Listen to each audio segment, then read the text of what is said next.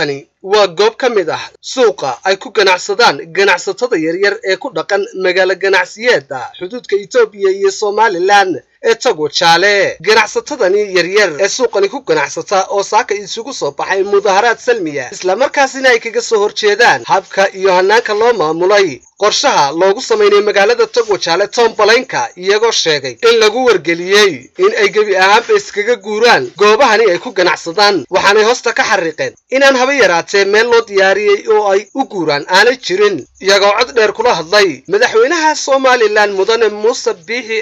u direen fariin ah inuu soo farageliyo xaaladda guracan ee ka tagan magaalo ganacsiyada Somaliland ee TogWajaale iyagoo carabaabay in ay yihiin dadkii cod iyo cududba ku soo saaray madaxweynaha waqtigani ka taliya qaranka Somaliland mudane Muusow waxaana ku nuuxnuuxsadeen haddii uu cadaalad darradaasi wax ka qaban waayo in ay tahay mid ay eersadaan codkoodii isla markaasina ay ka qoomameynayaan codkii ay u hureen Muusow waa sida ay hadalkooda u dhigeen waxana hadaladoodii kamid ahaa dadka waxana gidaarada ku nool ka bariiseeya wadadana iyo gidaarkaana bariiska iyagiiba ku jira in la xasuuqo oo togana lagu daro mudane madaxweyne kaamaan noqotay waxana hay dadkii ku soo saaray ee ku halgamayay ee ijeer Muusow ku halgamayay saaka in badana lagu daro diyaarumay laakiin haddii aad badana lagu darayso oo codka iyagina dilay saaka fartayad eersanayna marka labaad anna xasuuqin barakacaya way jiraan oo danyara marka danyar sababta meel loo diyaariyo xukuumadda u diyaarisay ma jirto dadkan halkee tagayaan markuu safray ku baro taas oo mashaariicda helku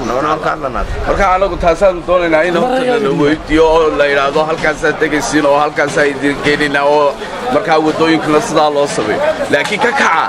dadka balwalo wada joogi marxiib horta dadku waa danyar maadaama ay danyar yihiin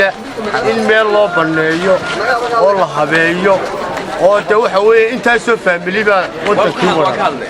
waxa wanaagsan markaa dadka in meel yar oo wanaagsan dadkii loo habeeyo ay wax ka helaan masaariifta oo kale laakiin dadkii hal mar haddii cagaf la wado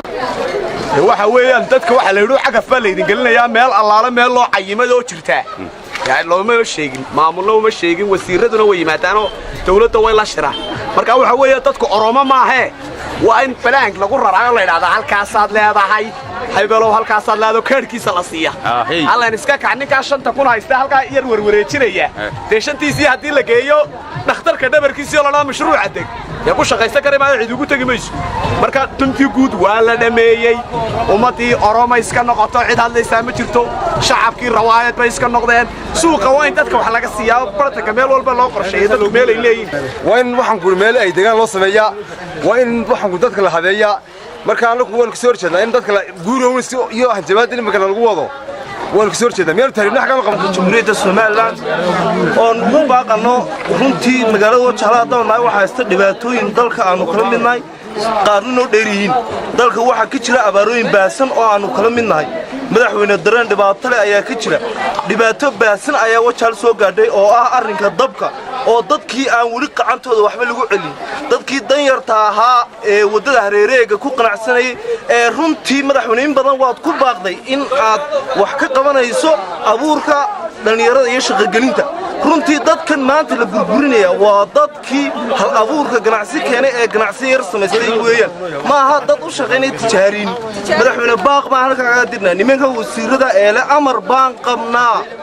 ee la waa guurasaan runtii inta laabo aad ka qaado oo aad u bayaamiso runta ayaan doonaynaa maamulka dawladda markaan la hadalno waxay ku leeyahay arrinkii qacanta kuma ayna amar madaxweyne weeyaan mudane madaxweyne arrinkan adiga ayuu ku yaalaa wax dooramay dadkaagi weeyaan dadkan waa dadkii codka kugu siiyay in maanta la burburiyo codka kuma naasiinay